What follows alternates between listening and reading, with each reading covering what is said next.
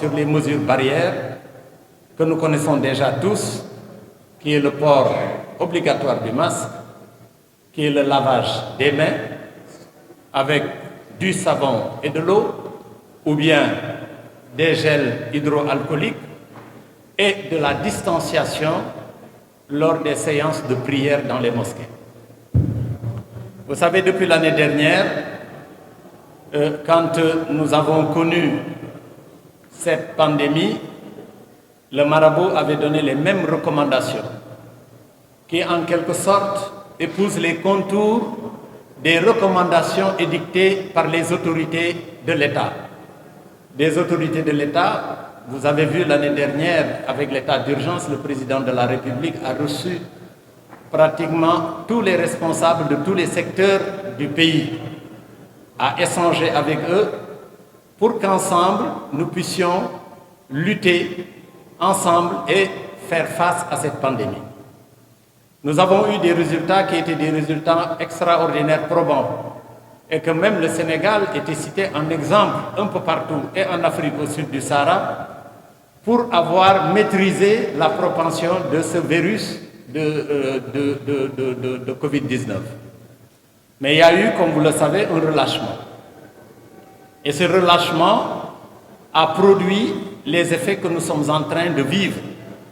C'est pour cela, le marabout, qui avait dès le début de la pandémie contribué sous toutes les formes à aider l'État et les populations, à aider les couches les plus démunies même du Sénégal, avec la dotation de denrées alimentaires, une enveloppe consistante pour aider les personnes qui sont habilitées à gérer cette pandémie.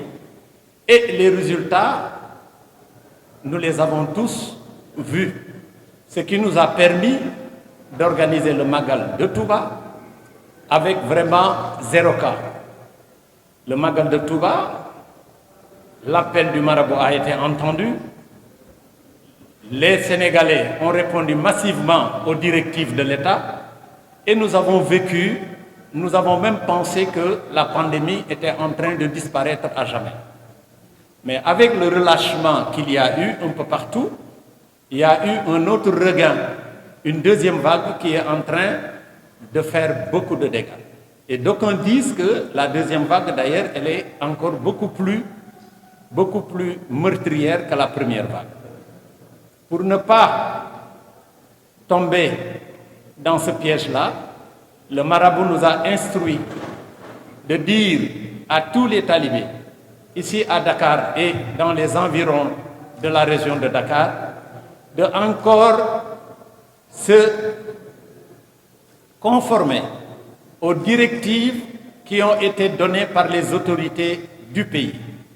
Les autorités sanitaires ont demandé une meilleure vigilance par rapport d'abord à ces gestes-là, au port de masque, par rapport à la distanciation et par rapport aussi au lavage des mains. C'est ce que nous voulons transmettre aujourd'hui pour tous ceux qui répondent de l'autorité de la communauté mouride de se conformer à ces exigences.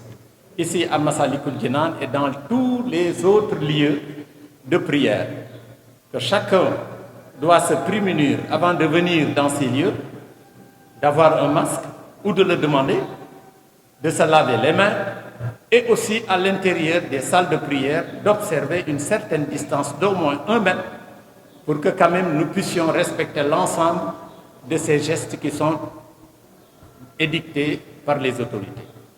Voilà en quelque sorte l'objet de cet appel et nous interpellons tout le monde pour que nous puissions, dans une union vraiment concertée, vaincre cette pandémie qui commence vraiment à faire énormément de dégâts dans le pays et dans la sous-région.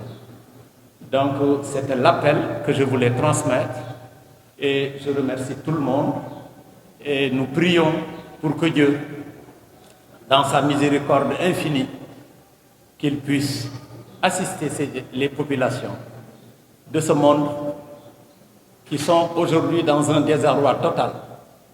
Et espérons qu'avec l'arrivée des vaccins, que nous puissions peut-être vraiment dépasser ces périodes qui sont des périodes très dures pour tout le monde et que nous commencions à revivre comme nous avons eu l'habitude de le faire dans le passé. Donc voilà, c'était ces quelques mots que je voulais transmettre et je vous remercie. Merci beaucoup.